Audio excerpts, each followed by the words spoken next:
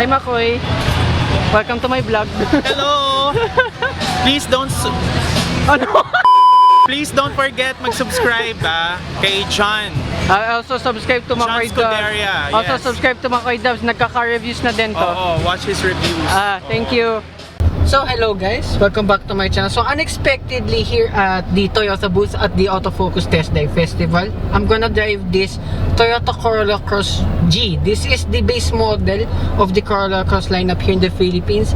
Well, visually, like in front, it's all halogen lights. Side profile, you get just normal alloy wheels, and then at the rear, there's no hybrid badging whatsoever. But like with every other Corolla Cross, you still get a decent amount of boot space. And comparing with the Corolla Cross Hybrid and this Corolla Cross G, visually there's a lot of differences, especially here too in the interior. So this has an foot brake, which I find very weird. So here in the interior, visually look, this is, I mean, just comparing again with the Corolla Cross Hybrid, this is a base model. Let's not take this away. So you get an analog step setup now here in your instrument cluster, and then you get mix of plastic, but the only leather here in the interior is this dashboard over here. That's pretty much it. And then the seats here now, this is the biggest difference too. Now these are now all in fabric, and then as well too in the rear seats, but still the space of the Corolla Cross, even though this is the non-hybrid variant, yeah, the space there in the back is still pretty good. Although now another big nitpick of mine, Apple CarPlay Android.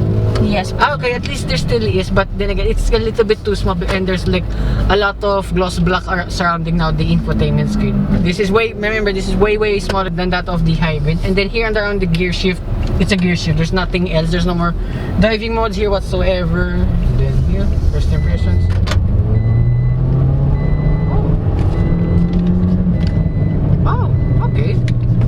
So remember, this still being the non-hybrid variant. So this one is a 1.8 liter naturally aspirated 4-cylinder engine without the hybrid assist. So this one has 148 horsepower, but this one still mated to a CVT transmission. But surprisingly, well, first driving impressions, actually that's not bad as I once thought.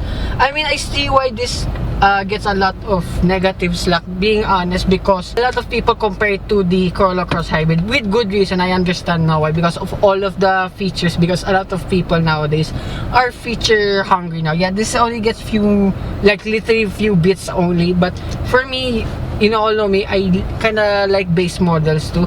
This actually isn't too bad for me, got to be honest. But then again, I am too, myself is biased with the Corolla Cross Hybrid.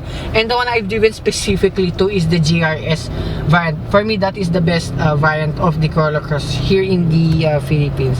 And then going back here in the gear shift, you only have one button left just for your traction control. I'm gonna leave that on because I'm not a maniac myself. And then you have parking sensors over here. Oh, okay, so at least there's still parking sensors all around.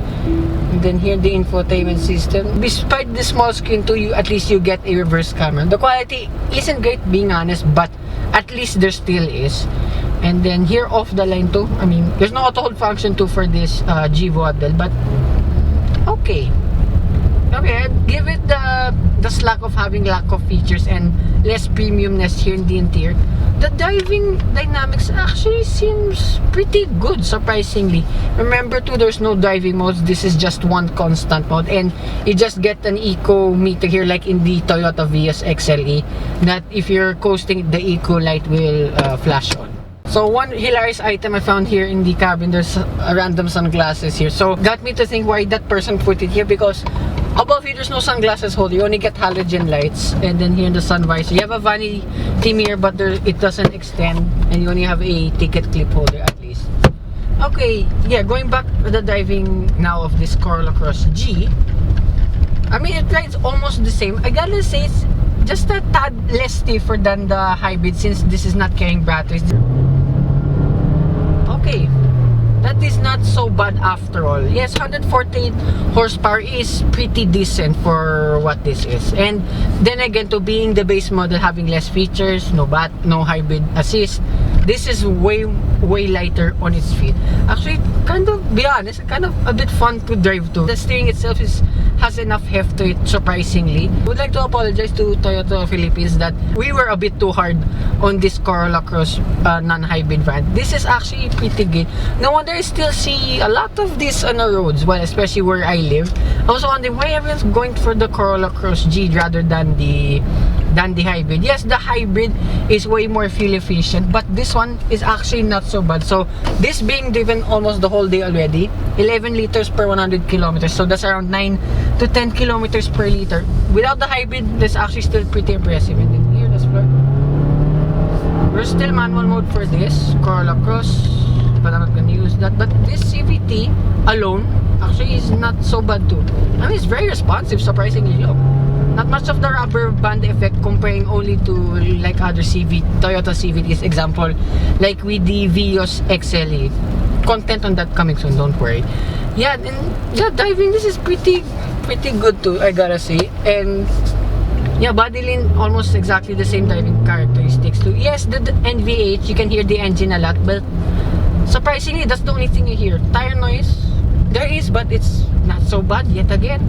And I see why now a lot of people are buying this non-hybrid variant, because this only costs 1,312,000 pesos, so whopping almost 300,000 pesos difference between the regular Corolla Cross hybrid, not the GRS, because that's way a bit too expensive.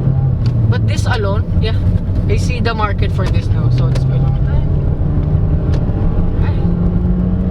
Wow, that's really good. So not bad for this 1.8 liter engine. So it's exactly the same to like with the Corolla Cross, Corolla Altis sedan. So I have a hybrid review, check it out on my channel. So yeah, I understand now why this is actually somewhat a popular crossover too from Toyota. To thank everyone here again at Toyota Motor Philippines, and to Miss Jamie, Toyota Otis. Okay, again from Toyota Otis Manila. So these are her contact details. So I'd like to thank her so much too for making this review possible. So hope you guys like and subscribe, and I will see you with one more Toyota review coming right up. Well, this is actually the plus one, but anyways. So wait, one more time.